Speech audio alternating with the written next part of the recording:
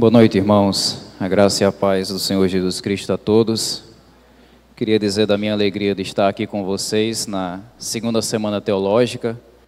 E eu vim lá da cidade de Apodi com o irmão Jebson Santos, é o dirigente de uma das nossas congregações na cidade de Severiano Melo, nosso irmão Lu Anderson e também o irmão Moisés, que já tinha vindo comigo da última vez que eu estive aqui com os irmãos. É uma alegria estar com vocês compartilhando esses momentos de edificação na palavra e estarmos juntos estudando sobre temas tão relevantes e desafiadores também. Hoje eu pretendo falar com vocês sobre o que a Bíblia diz sobre a homossexualidade ou o que a Bíblia diz sobre a homoafetividade. E para fundamentar tudo aquilo que eu tenho a dizer para vocês, eu queria que os irmãos fizessem uma leitura bíblica comigo, na segunda carta que Paulo escreve a Timóteo. 2 Timóteo, nós faremos uma leitura no capítulo 3 dessa carta, leremos do verso 16 até o verso 17. Por que é importante a gente entender o que a Bíblia diz sobre a homoafetividade? Por que nós recorremos para a Bíblia? Essa é a resposta que esse versículo traz. Mesmo assentados, mas com toda reverência, nós vamos ler essa passagem. 2 Timóteo 3, do 16 ao 17. Toda a Escritura é divinamente inspirada e proveitosa para ensinar, para repreender, para corrigir, para instruir em justiça, a fim de que o homem de Deus tenha capacidade e pleno preparo para realizar toda boa obra. Deus aplique no nosso coração a palavra dele. Não é exagero dizer que o tema da homossexualidade é um dos temas mais controversos do século XXI. Talvez a controvérsia que gira em torno do tema da homossexualidade só perda no nosso século para a controvérsia que gira em torno da questão do aborto. E isso acontece porque nós estamos passando por uma fase em nossa cultura que poderíamos chamar de uma fase de guerra cultural no campo da sexualidade humana. Outros chamam de uma fase de revolução sexual, onde o sexo e a sexualidade humana têm sido definida de uma maneira totalmente nova. Seja lá como a gente chame, o fato é que a sexualidade humana ela está sofrendo uma transformação grave no seu jeito de ser, uma transformação grave no seu jeito de funcionar. Isso se aplica de um modo específico à questão da homoafetividade. Nós vemos que por meio de novelas, de filmes, de revistas, de jornais, de séries e até mesmo da educação pública, o povo ele tem sido incentivado e encorajado a enxergar a homoafetividade como uma coisa completamente natural e até mesmo necessária para o florescimento humano, para o progresso, para a prosperidade da humanidade. E isso é tão grave, essa visão ele está tão impregnada, tão difundida, que qualquer pessoa que ouse discordar desse padrão cultural, ela é logo considerada como uma pessoa quadrada, como uma pessoa homofóbica, como uma pessoa intolerante e como uma pessoa que serve de atraso para a sociedade.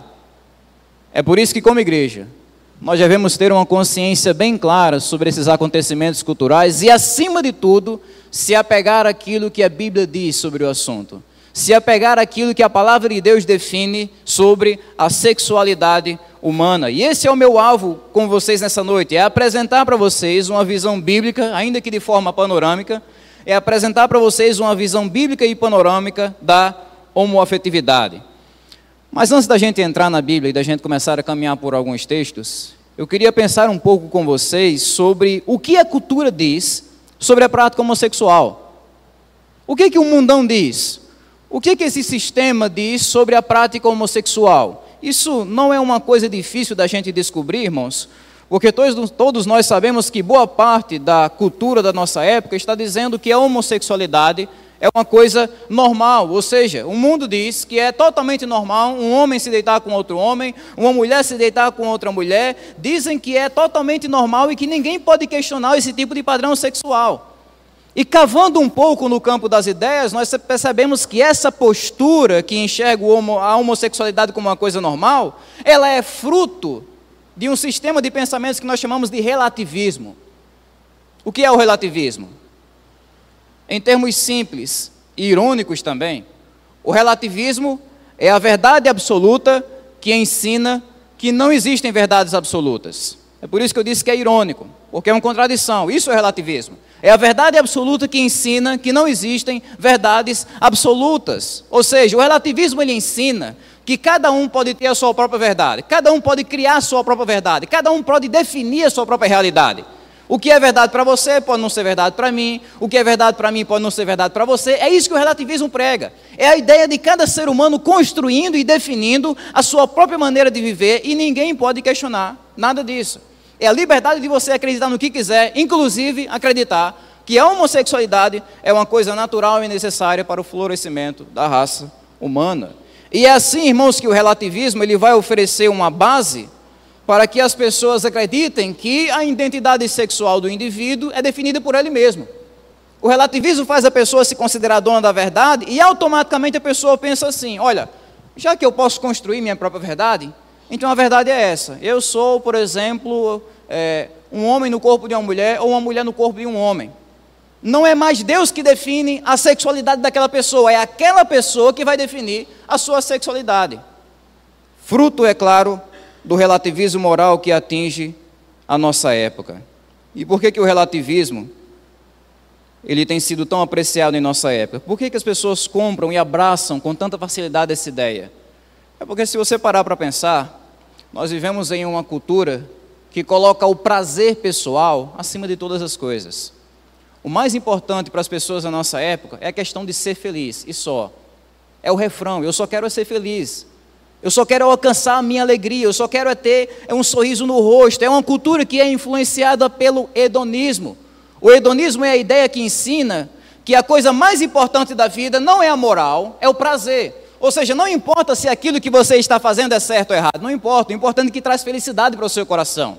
O importante é que faz você sorrir. É isso que o hedonismo ele ensina, e é por isso que o relativismo ele vai andar de mãos dadas com o hedonismo. Por quê? Porque se eu posso acreditar no que eu quiser, eu posso fazer o que eu quiser. Se eu tenho liberdade para criar minha própria verdade, eu posso fazer qualquer coisa que me dá na cabeça. Qualquer tipo de desejo, inclusive desejos sexuais do meu coração, eu posso dar vazão a eles, por quê? Porque segundo o hedonismo, a ideia que predomina em nossa cultura, a coisa mais importante é a minha felicidade. Mas infelizmente, irmãos, esse tipo de postura que enxerga a homossexualidade como uma coisa natural e necessária para o florescimento da raça humana, não é apenas uma postura peculiar ao mundo sem Deus. Quem dera fosse. Quem dera isso estivesse só lá no mundo. Mas não está. Infelizmente, nós vemos que esse tipo de postura tem adentrado até mesmo os corredores das igrejas evangélicas e cristãs da nossa época. Isso tudo pelo chamado liberalismo teológico. Nós vivemos em uma cultura também influenciada pelo liberalismo teológico. O que é isso? O que é o liberalismo teológico? É um movimento religioso que tem distorcido a palavra de Deus para cumprir certas agendas ideológicas, inclusive a agenda chamada LGBT. É isso que o liberalismo religioso faz. É a ideia de você distorcer a palavra de Deus para fazer qualquer coisa com ela. Os liberais, por exemplo, não acreditam na inerrância da Bíblia. Para eles a Bíblia contém erro. Não acreditam na inspiração plena da Bíblia. Eles dizem que a Bíblia tem só umas partes que é certa e outras partes que não é palavra de Deus, outras partes que é errada. Os liberais, eles têm até mesmo essa postura relativista diante dessas questões teológicas e morais. Segundo os liberais, por exemplo, a Bíblia não reprova a homoafetividade. Os liberais pregam que a Bíblia não diz nada contra a homoafetividade. E quando você vai cavar um pouco os argumentos deles, eles ensinam, a partir da Bíblia, entre aspas, que a Bíblia ensina a homoafetividade como uma coisa normal. Aí eles vão começar a argumentar, olha, lembre de Davi. Davi, segundo eles, teve um caso homossexual com Jonatas, filho de Saul. Porque Davi chegou para Jonatas e disse, olha, o seu amor é melhor do que o amor das mulheres. Aí os liberais olham para esse texto e dizem, está vendo? Aqui é um caso homossexual. Está aqui, a Bíblia está ensinando, é certo, é correto. Davi teve, segundo o coração de Deus. Eles dizem também que Ruth teve um caso homossexual com a sua sogra, Noemi, porque elas eram muito íntimas, muito apegadas umas às outras. Ruth não abandonou Noemi, ficou lá com ela. Eles dizem, olha, está aqui, olha, outro caso de homoafetividade na Bíblia. Eles chegam até mesmo ao ponto de admitir o absurdo de que Jesus Cristo teve um caso homossexual com o apóstolo João, simplesmente porque a Bíblia diz que João era o apóstolo que Jesus amava. Simplesmente porque a Bíblia diz que João reclinava a cabeça no peito de Jesus. Aí os liberais vão olhar para esse tipo de texto e dizer, está vendo, aqui tem um caso onde Jesus aprova a homoafetividade. E é assim que o liberalismo teológico ele vai distorcendo a palavra de Deus para certos fins ideológicos. Resumindo, irmãos, a cultura da nossa época ela é tendenciosa não apenas em defender a homoafetividade como uma coisa natural e boa, mas até mesmo de usar a Bíblia, de usar a palavra de Deus para esse tipo de posição. E essa obra de distorção da palavra de Deus é uma coisa que acontece desde o início do mundo. A grande mente, o grande maestro, o grande arquiteto por trás de toda essa obra da distorção da palavra de Deus é o próprio diabo. Nós vivemos em uma cultura que é influenciada pelo relativismo, você tem sua própria verdade, pelo hedonismo, a coisa mais importante é a sua felicidade, pelo liberalismo teológico, você pode distorcer a palavra e criar sua verdade, mas também influenciada pelas mentiras de Satanás. Quando Deus criou a humanidade, Ele confiou à humanidade uma das coisas mais preciosas, que é a verdade dEle, a verdade de Deus. Deus disse coisas muito simples para a humanidade, muito simples. Uma criança podia entender. Deus disse a Adão, Adão, eu sou Deus, e se você me desobedecer, você morre. Simples, não me desobedeça, porque eu sou Deus. Essa foi a verdade que Deus confiou à humanidade, mas quando o diabo ele entrou em cena, ele começou a distorcer a verdade de Deus. Ele começou a sugerir que Adão não estava interpretando corretamente a palavra de Deus. Lembra da pergunta diabólica? Foi assim que Deus disse? Essa é a sua interpretação da palavra? Foi isso que Satanás fez, ele começou a lançar dúvidas, ele começou a distorcer a palavra de Deus para tentar derrubar a humanidade. E conseguiu. Satanás ele colocou na cabeça de Adão que se ele desobedecesse a Deus, ele não iria morrer, ele iria transcender, ele iria ser igual a Deus. E Adão pecou, a humanidade pecou, a raça humana foi mergulhada no caos em todos os sentidos, e nós vemos como Satanás sempre foi mestre em distorcer a palavra de Deus para destruir a vida das pessoas, e ele continua fazendo isso em nossa época. Nunca devemos perder isso de vista do nosso coração, irmão. Satanás sempre está confundindo a cabeça das pessoas, fazendo com que as pessoas troquem a luz pelas trevas, a cura pelo veneno, o bem pelo mal, a santidade pelo pecado. Ele continua fazendo isso. Toda a guerra cultural que a gente vê acontecendo ao nosso redor, essa loucura da inversão de valores que a gente vê acontecendo ao nosso redor, toda essa guerra cultural é reflexo de uma guerra espiritual que acontece desde o início do mundo, onde Satanás tenta distorcer a palavra de Deus para destruir a humanidade. E é por isso que em Efésios 6:11 o apóstolo Paulo diz: vistam toda a armadura de Deus para poderem ficar firmes contra as ciladas do diabo, porque a nossa luta não é contra pessoas, mas contra poderes e autoridades, contra os dominadores desse mundo de trevas, contra as forças espirituais do mal nas regiões celestiais. É por isso que, como igreja, a gente tem de ter um entendimento bem definido sobre como se portar nessa batalha, um entendimento bem definido sobre o que a palavra de Deus diz. Como igreja, nós não fundamentamos a nossa opinião em pensamentos humanos refinados e bem elaborados. Como igreja, nós fundamentamos a nossa opinião na Bíblia, na palavra de Deus, que é inspirada, que é proveitosa para instruir o nosso coração. E, inclusive, instruir o nosso coração, ensinar o nosso coração sobre a nossa sexualidade. É a partir daqui, irmãos, que eu queria começar a pensar com vocês em alguns textos bíblicos que tratam diretamente sobre a homoafetividade, e fazer isso à luz da Bíblia. Segundo nós cremos, a Bíblia ela é a fonte de autoridade máxima sobre o assunto, por ser a revelação do Deus Criador. Existem muitas opiniões pairando sobre o tema da homoafetividade. Quando você vai pesquisar, você encontra. Alguns dizem que a homoafetividade ela é certa porque é uma influência do meio onde a pessoa foi criada, ou seja, fulano ele foi criado desse jeito, então não tem como ser de outro jeito, é correto para ele. Outros dizem que a homoafetividade ela é correta por causa de algum tipo de determinação genética, apesar de cientificamente isso não ser comprovado, mas algumas pessoas ainda usam esse argumento dizendo, olha, nasceu assim, tem que ser assim mesmo, não tem como ser de outro jeito. Outras pessoas dizem que a homoafetividade ela é correta porque é uma questão de escolha pessoal, e se fulano escolheu essa vida, ninguém pode questionar, ele quem constrói, define e cria sua própria verdade de vida. E é assim que as pessoas vão argumentando de várias formas para tentar justificar a prática homossexual. Eu tenho que destacar para vocês que o mais absurdo desses argumentos lógicos, entre aspas, é aquele argumento que diz que a homossexualidade é uma coisa normal, porque você pode encontrar isso no reino animal. E é até irônico que as pessoas que criam e pregam esse tipo de ensinamento são pessoas estudiosas, pessoas cultas, grandes eruditos, que olham para o reino animal e dizem assim, olha, está aí, está ali 2 leões, estão fazendo isso, está vendo como a humanidade pode fazer? Porque tem 2 leões que estão praticando homossexualidade, olha ali, mais 2 pinguins fazendo isso. É como se a moralidade humana pudesse se fundamentar e ser definida pelo reino animal. É uma loucura. Mas o fato é que as pessoas olham para diferentes lugares, a fim de fundamentarem aquilo que defendem. E nós, como crentes, para onde é que a gente olha para fundamentar aquilo que a gente defende? Para onde é que a gente olha? Com o que é que a gente argumenta? Nós não olhamos para a ciência. Nós não olhamos para a sociologia refinada, muito menos para o reino animal.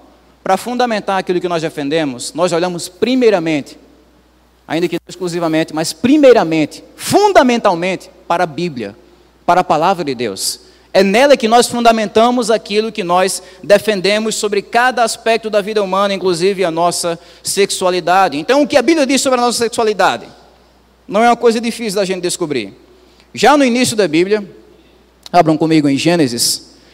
Já no início da Bíblia, nós vemos o projeto de Deus, o projeto original de Deus para a sexualidade humana no capítulo 1. Nos primeiros capítulos do primeiro livro da Bíblia, nós lemos que Deus criou os seres humanos em 2 gêneros que são distintos e também complementares. Gênesis capítulo 1, verso 27 ao verso 28. Criou Deus o homem à sua imagem. A imagem de Deus o criou, homem e mulher os criou. Deus os abençoou e lhes disse, sejam férteis e multipliquem-se. Essa estrutura simples e original que Deus deu para a sexualidade humana, um homem e uma mulher, se unindo em uma só carne para povoar a terra, para se multiplicar, para propagar a raça humana. Então é algo simples, um homem e uma mulher se unindo em uma só carne, multiplicando a raça.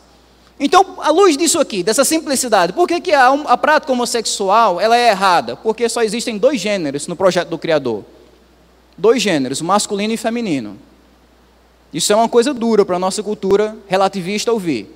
Mas a verdade absoluta da palavra de Deus é que Deus só criou 2 gêneros, não existe um terceiro gênero. Quando você vai criar um perfil numa rede social, eles dão dezenas de opções para você colocar lá. Você é o quê? Aí tem lá uma lista de 10, 15, 50 gêneros para você definir. Mas quando nós olhamos para Gênesis, para a palavra de Deus, para o início, para a estrutura original da sexualidade humana, nós percebemos Deus criando homem e mulher e só. Mas não apenas isso. A homossexualidade ela é errada também porque ela é incapaz de cumprir o mandato da procriação que foi projetado por Deus. O que é que Deus diz àquele casal? Se multipliquem, propaguem a raça, cresçam, povoem a terra, façam isso. Agora, é impossível você cumprir esse mandato da procriação num relacionamento homoafetivo. Coloque 2 homens numa ilha, vá lá 100 anos depois, não tem ninguém. Coloque 2 mulheres numa ilha, vá lá 100 anos depois, não tem ninguém. Não se multiplicaram, não povoaram a ilha, como Deus disse aqui àquele casal. Agora coloque 2 pessoas de sexos diferentes, volte lá 100 anos depois, você encontra uma civilização sendo construída. Porque é o projeto original de Deus. E avançando um pouco mais, venham comigo agora para o capítulo 2 de Gênesis. Capítulo 2, verso 24. O texto diz, por essa razão, o homem deixará pai e mãe e se unirá à sua mulher e eles se tornarão uma só carne. Esse foi o primeiro casamento da história humana que serve de padrão normativo para todos os outros. Isso aqui não é só um casamento normal, isso é um casamento normativo. É um casamento que serve de padrão, de regra para todos os outros, que foi definido, não foi por um político, não foi por um pastor, não foi por algum tipo de ser humano super inteligente, um filósofo, um sociólogo, não. Esse foi o matrimônio que foi definido pelo Deus Criador. E como é esse matrimônio? Ele é um matrimônio, um casamento heterossexual e também complementar. o homem se unindo à sua mulher, heterossexual, complementar, os dois se tornando uma só carne. Como é que foi projetada então a sexualidade humana? Ela foi projetada para distinção, duas pessoas de sexos diferentes. Ela foi projetada para complementaridade, pessoas que se completam, e também para procriação. E não tem como você ter esses três elementos no relacionamento homoafetivo. Não há distinção entre dois homens, não há complementaridade entre duas mulheres, não há procriação entre duas pessoas do mesmo sexo, não há. Então, no padrão original de Deus, nós vemos que a homoafetividade era uma coisa estranha ao projeto dele para a sexualidade humana. Mas outra coisa que nós aprendemos no livro de Gênesis é que o padrão original de Deus para a sexualidade foi rapidamente distorcido, foi rapidamente quebrado. Nós comprovamos esse fato na história de uma cidade que se destacava pela sua perversidade diante do Senhor, a cidade de Sodoma. E nela nós vemos a distorção do projeto original de Deus. Pule mais algumas páginas comigo e venha ao capítulo 13 de Gênesis, onde nós lemos uma descrição da cidade de Sodoma. E vemos a distorção do projeto original de Deus. Gênesis capítulo 13, verso 13 também.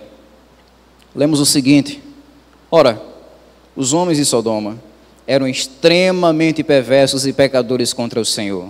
Percebem isso? O autor não está dizendo apenas que é uma cidade pecadora. Ele está chamando a nossa atenção aqui para o quanto aquela cidade estava destruída pelo pecado. Era uma cidade que estava extremamente destruída e pervertida pelo pecado. Mas o que esse pessoal fazia de tão ruim para receber essa fama? Vamos agora para o capítulo 19, para descobrir isso. Capítulo 19 do livro de Gênesis, nós vamos ler o que havia na cidade de Sodoma de tão ruim que a tornava uma cidade não apenas perversa, mas extremamente perversa diante do Senhor, pecadores contra o Senhor. Gênesis 19, do verso 1 ao 5. Todos nós conhecemos a história bem, eu não preciso nem relembrar o contexto para vocês. Os anjos estão indo lá para salvar Ló por causa da intercessão de Abraão, e o texto relata do verso 1 ao 5, Gênesis 19. Os dois anjos chegaram a Sodoma ao anoitecer, e Ló estava sentado à porta da cidade. Quando os avistou, levantou-se e foi recebê-los. Prostrou-se rosto em terra e disse: meus senhores, por favor, acompanhem-me à casa do seu servo. Lá poderão lavar os pés, passar a noite e pela manhã seguir caminho. Os anjos responderam: não, passaremos a noite na praça. Mas ele insistiu tanto com eles, que finalmente o acompanharam e entraram em sua casa. Ló mandou preparar-lhes uma refeição e assar pão sem fermento, e eles comeram. Agora, ainda não tinha ido deitar-se, quando todos os homens de toda parte da cidade de Sodoma, dos mais jovens aos mais velhos, cercaram a casa. Chamaram Ló e lhe disseram: onde estão os homens que vieram à sua casa essa noite? Traga-os para nós aqui fora, para que tenhamos relações com eles. Vocês conseguem ver comigo de um modo claro que a cidade de Sodoma estava afundada em práticas sexuais moralmente pervertidas. Mais especificamente, pela descrição clara da narrativa do nosso texto, estava afundada na homossexualidade. O texto diz que todos os homens de todas as partes da cidade, de norte a sul, de todas as idades, do mais jovem ao mais velho, se reuniram na casa de Ló para terem relações sexuais com aqueles dois anjos em forma humana. E foi por isso que Deus lhe derramou sua ira sobre aquela cidade e causou a destruição literal daquele povo. E é por isso que até hoje as práticas homossexuais são conhecidas como práticas sodomitas, fazendo uma referência ao pecado de Sodoma. Irmãos, quando os liberais eles estão lidando com esse texto, eles tentam mudar totalmente essa narrativa.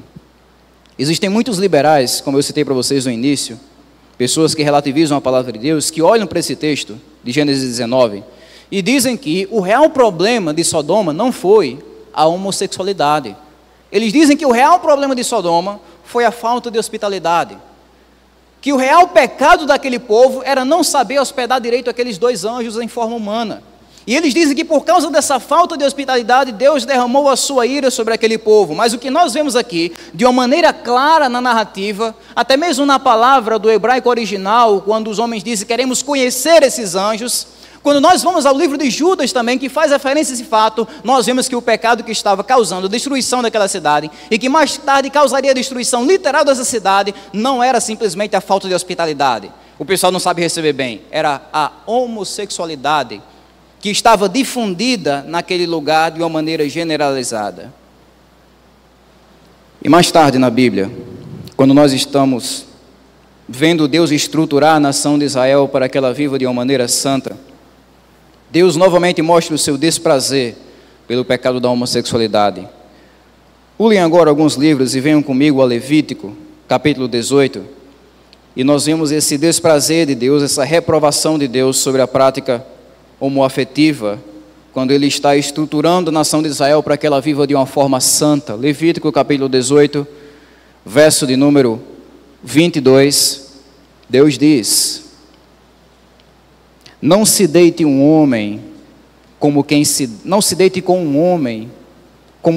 deita com uma mulher. É abominação. Simples, claro e direto. Qual é o significado disso aqui? Esse texto está reafirmando para nós a ética que foi definida lá em Gênesis, o primeiro texto que a gente analisou. O que foi que Deus formou, estruturou, definiu lá em Gênesis? O homem foi criado para a mulher foi criada para o homem. Mais tarde Deus aparece novamente para o povo e diz: olha, o homem não deve se deitar com outro homem, porque isso é abominação. É como se Deus estivesse reafirmando aquilo que Ele estruturou lá em Gênesis. É abominação porque foge do padrão original de Deus para a sexualidade humana. O homem não deve se deitar e se relacionar sexualmente com o outro, e nem a mulher com outra mulher, porque isso foge do padrão original de Deus. O homem não foi criado para o outro homem, para a atividade sexual. O homem foi criado para a mulher e a mulher para o homem. É por isso que aqui em Levítico Deus está dizendo: não se deite com um homem como quem se deita com uma mulher.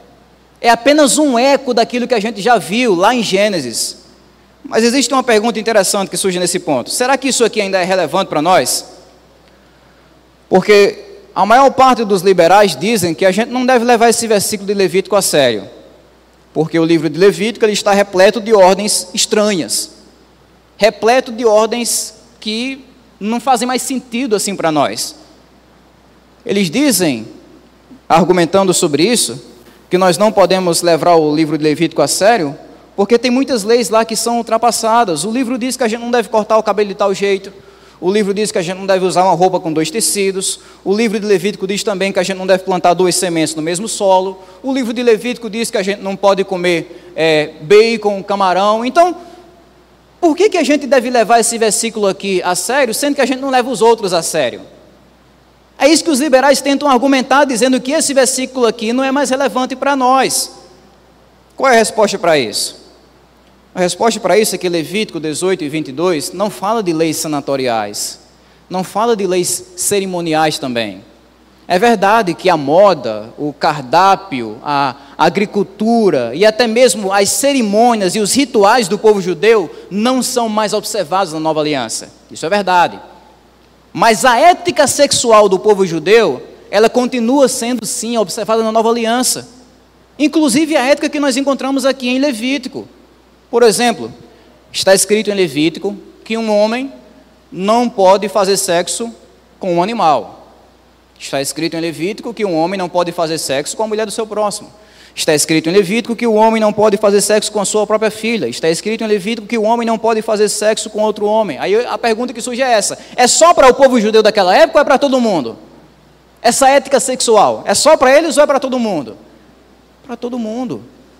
Por fazer parte da lei moral de Deus, é uma coisa que abrange todas as épocas e todas as pessoas. Essa ética que nós encontramos aqui em Levítico 18 e 22 não é uma coisa que caiu de paraquedas na Bíblia, não. Essa ética que nós encontramos aqui é uma ética que foi definida em Gênesis, reafirmada em Levítico e que é também concretizada no Novo Testamento. Mesmo nós que estamos vivendo a nova aliança. Caminhando um pouco mais nas Escrituras, irmãos, nós chegamos ao livro de Romanos. Vamos agora abrir a palavra em Romanos, onde nós vemos a perspectiva teológica de Paulo da homossexualidade. É basicamente o texto mais profundo que a gente tem na Bíblia sobre essa questão, que resume todos os outros. Romanos capítulo 1, do verso 21 ao 27, É o texto que eu quero ler com vocês.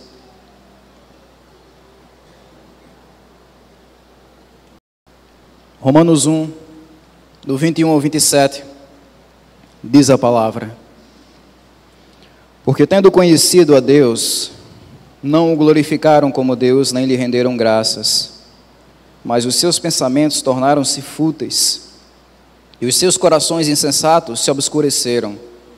Dizendo-se sábios, tornaram-se loucos, e trocaram a glória do Deus imortal por imagens feitas segundo a semelhança do homem mortal, bem como de pássaros, quadrúpedes e répteis.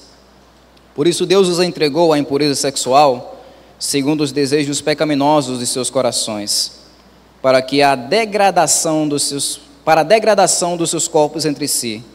Trocaram a verdade de Deus pela mentira, e adoraram e serviram as coisas criadas em lugar do Criador, que é bendito para sempre. Amém. Por causa disso, Deus os entregou a paixões vergonhosas. Até suas mulheres trocaram suas relações sexuais naturais por outras contrárias à natureza. Da mesma forma, os homens também abandonaram as relações naturais com as mulheres e se inflamaram de paixão uns pelos outros. Começaram a cometer atos indecentes, homens com homens, e receberam em si mesmos o castigo merecido pela sua perversão. Em linhas gerais, o que o apóstolo Paulo está descrevendo para nós aqui, numa visão macro, numa visão panorâmica, é os efeitos do pecado, os efeitos da queda na criação. O que aconteceu quando o pecado ele entrou no mundo? Paulo vai destacar basicamente duas coisas aqui, duas mudanças, uma mudança vertical e uma mudança horizontal. A mudança vertical aconteceu quando a humanidade trocou Deus pelas coisas criadas, quando a humanidade trocou a verdade de Deus pela mentira, quando o homem abandonou o Criador para se apegar de uma maneira idólatra com a criação, amando mais as coisas criadas do que o Deus Criador, amando mais o dinheiro, o poder e as coisas materiais do que a glória do infinito e eterno Deus. Essa foi a mudança vertical, que estragou com a humanidade. O homem trocou Deus pela criação. A segunda mudança, a mudança horizontal, aconteceu quando o homem trocou as relações naturais por relações sexuais que são contrárias à natureza. Em outras palavras, quando o homem abraçou a homossexualidade, quando o homem abraçou a homoafetividade.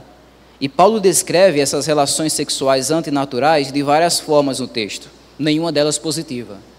Ele diz que é impureza sexual, desejos pecaminosos, degradação humana, paixões vergonhosas, atos indecentes, perversões. Notem que em nenhum lugar o apóstolo Paulo elogia, ou exalta, ou neutraliza as ações homossexuais. Em nenhum lugar ele faz isso aqui nesse texto. Pelo contrário, ele destaca esse tipo de comportamento como uma consequência da queda, como uma consequência do estrago que o pecado trouxe à criação, que fez com que os seres humanos usassem o sexo de uma forma estranha ao projeto original de Deus. E novamente, a ala liberal tenta revisar, eles são conhecidos até como os revisionistas.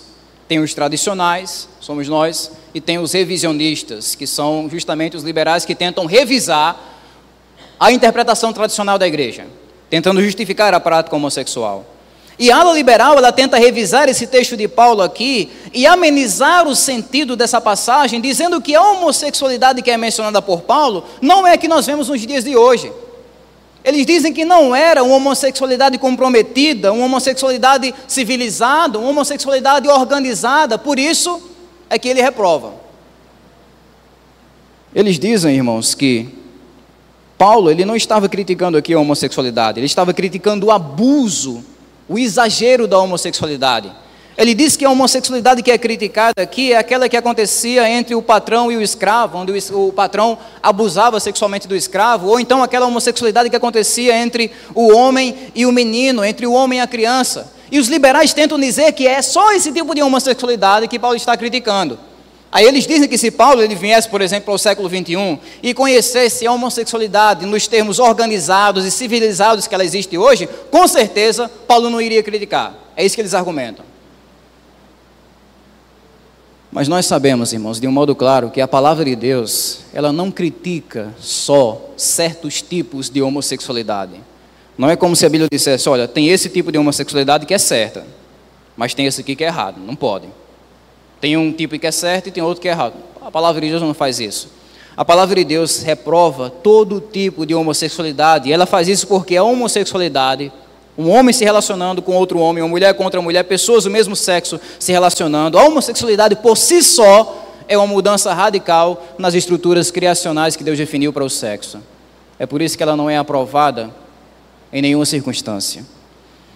Então, para resumir isso tudo, de capa a capa, a Bíblia está dizendo em uma só voz que a homossexualidade é uma coisa estranha ao projeto original de que Deus definiu para a nossa sexualidade como seres humanos. Deus projetou a nossa sexualidade para ser exercida entre homem e mulher e só.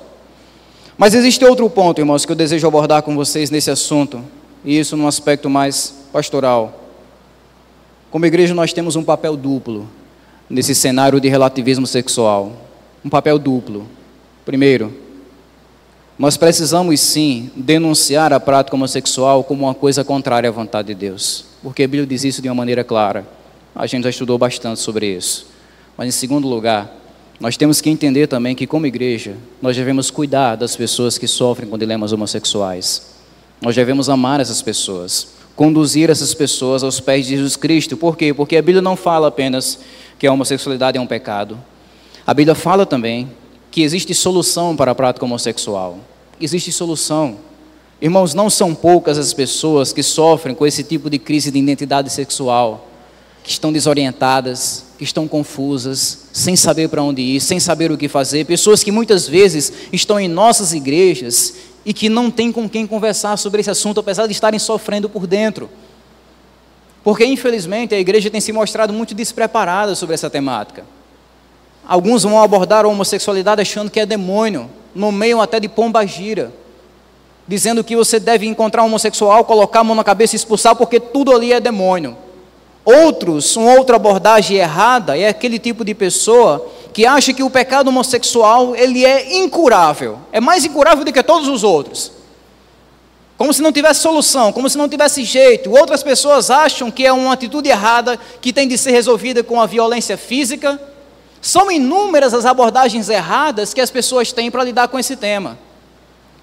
Mas e a palavra de Deus? O que ela tem a dizer sobre isso? Para aquelas pessoas que estão querendo seguir Jesus e enfrentando essa crise de identidade, a Bíblia oferece duas soluções. Primeiro, o poder do Evangelho. O poder das boas novas de que Jesus Cristo veio até essa terra, viveu perfeitamente, morreu em nosso lugar, ressuscitou o terceiro dia, intercede por nós a destra de Deus. É o poder desse Evangelho que é a solução para aquela pessoa que enfrenta dilemas em sua sexualidade.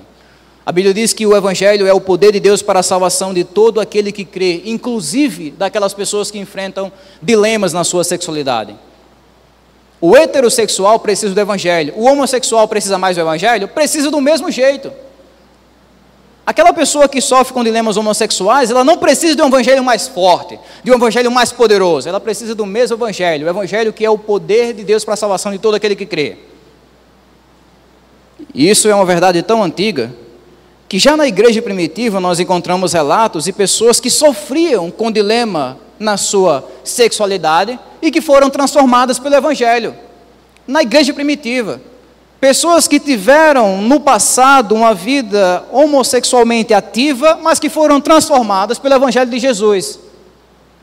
E o último texto que eu pretendo analisar com vocês é em 1 Coríntios, onde nós vemos esse relato da graça de Deus. 1 Coríntios capítulo 6, do verso 9 ao 11. 1 Coríntios 6, do verso 9 ao 11, nós vemos um testemunho da graça de Deus, que mostra a salvação de Deus para pessoas que sofrem com atração por outras pessoas do mesmo sexo. 1 Coríntios 6, do 9 ao 11. Vocês não sabem que os perversos não herdarão o reino de Deus? Não se deixem enganar. Nem os imorais, nem os idólatras, nem os adúlteros, nem os homossexuais passivos ou ativos, nem ladrões, nem avarentos, nem alcoólatras, nem caluniadores, nem trapaceiros herdarão o reino de Deus. Preste atenção, assim foram alguns de vocês. mas vocês foram lavados, foram santificados, foram justificados no nome do Senhor Jesus Cristo e no Espírito do nosso Deus. O que Paulo está dizendo assim, aqui? Ele está olhando para aquela igreja e dizendo, olha, eu sei que algumas pessoas aí viviam uma vida de homossexualidade ativa, mas vocês foram transformados, vocês foram mudados, vocês foram lavados pelo sangue do Senhor Jesus Cristo, vocês receberam o Espírito Santo de Deus para provocar uma nova identidade em sua história. Então, qual é a solução de Deus para aquelas pessoas que sofrem com o dilema da homossexualidade? É o poder do Evangelho. Segundo, a compaixão da igreja. A compaixão da igreja. A mesma Bíblia que diz que a homossexualidade é errada, diz também que devemos amar o próximo. E nós não podemos separar aquilo que Deus uniu. Tem muitas igrejas que separam. Tem muitas igrejas que têm uma facilidade enorme de viver entre extremos. De um lado, você encontra aquele tipo de igreja que se apega demais à verdade e se esquece do amor. Igrejas violentas, igrejas sem amor, que acham que o pecado homossexual é pior do que a blasfêmia contra o Espírito Santo, que tem muita verdade e pouco amor. Do outro lado, você encontra o outro extremo, que é aquele tipo de igreja que tem amor demais e pouca verdade. É aquele tipo de igreja onde a prática homossexual não é nem mesmo pecado, que até mesmo ordena pessoas ao ministério que estão vivendo uma vida ativa na homossexualidade.